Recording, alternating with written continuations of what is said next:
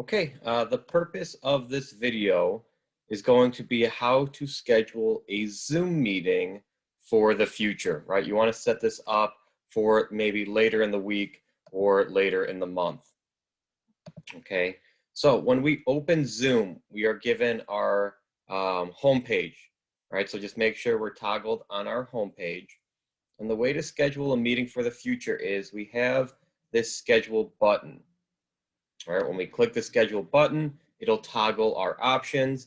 So you can title your meeting whatever you are hosting it for, right? Maybe I'm setting up a sailing club informational meeting for the spring.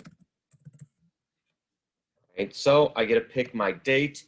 So I'm not going to host this meeting until our season's about to kick off, which will be sometime in March. So we'll probably have our meeting, we'll just say, I don't know, right towards the end of February. Right, we can pick our start time. So I'm not going to host this meeting until, we'll put it after school hours. We'll just maybe just type in here 5:30 p.m.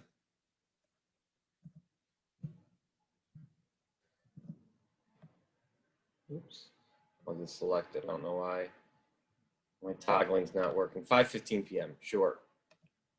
Duration, well, I want it to be about 45 minutes. I have the option to make this reoccur. You know, if this is something you want to happen every, day, every week, whatever it is, you can choose to let this reoccur. And when you do that, when we create this event, it'll open up our calendar and we can choose how often we would like this to occur, right? It'll bring up our Google Calendar and we can choose daily, we can choose weekly, we can choose every weekday.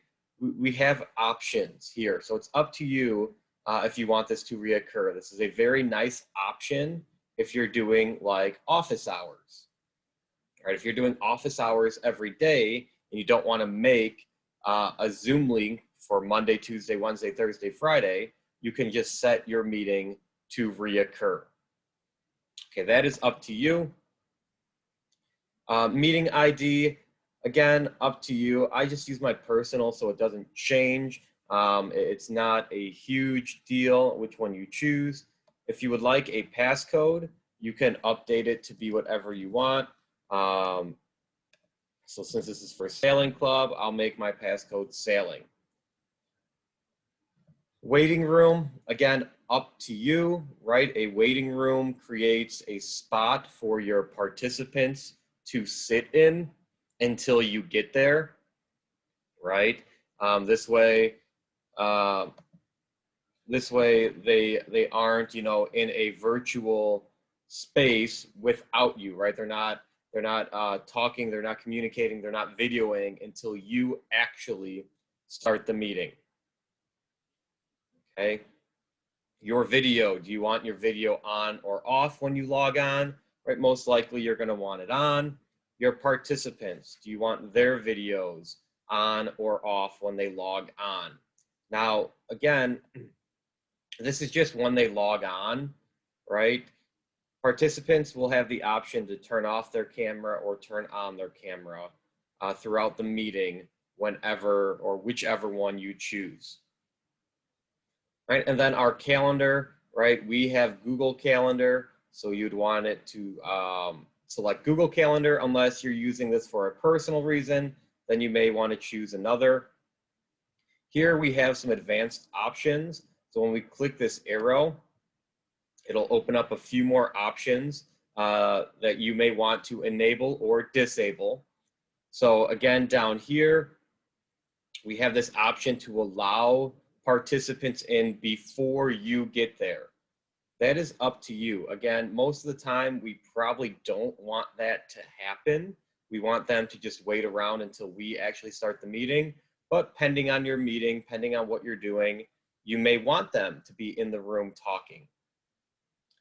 Right? I prefer them to be muted upon entry. That is just a personal preference, right? I don't know what's going on in their households.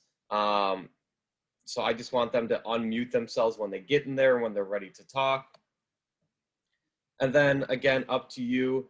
As soon as you launch the meeting, you can automatically have it begin recording without you having to click the record button.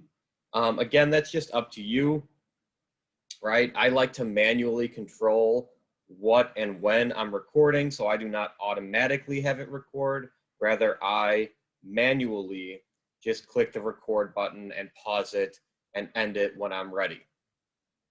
So once you have your settings all ready, all you need to do is hit save. You'll see that it's scheduling our meeting, right? For some reason, I'm not logged in, so that's not a big deal. Let me log in quickly. Oh, this is for my calendar, that's right. All right, so remember how I said we can have this repeat and we can link it with our calendar. That's why we click Google Calendar, right? This is where that option is. Right, now that I open up my calendar, I can say, well, I want this to repeat daily, or I want it to repeat every weekday. Completely up to you. You do not have to have this repeat. It is just up to you. All right, and you can see it created our Zoom link with my meeting ID that I chose and my password sailing. Right, and I can just save this now to my calendar if I so choose. So let me do that. And it is now an event in my calendar, which I believe was for February 24th, right around there. I made it.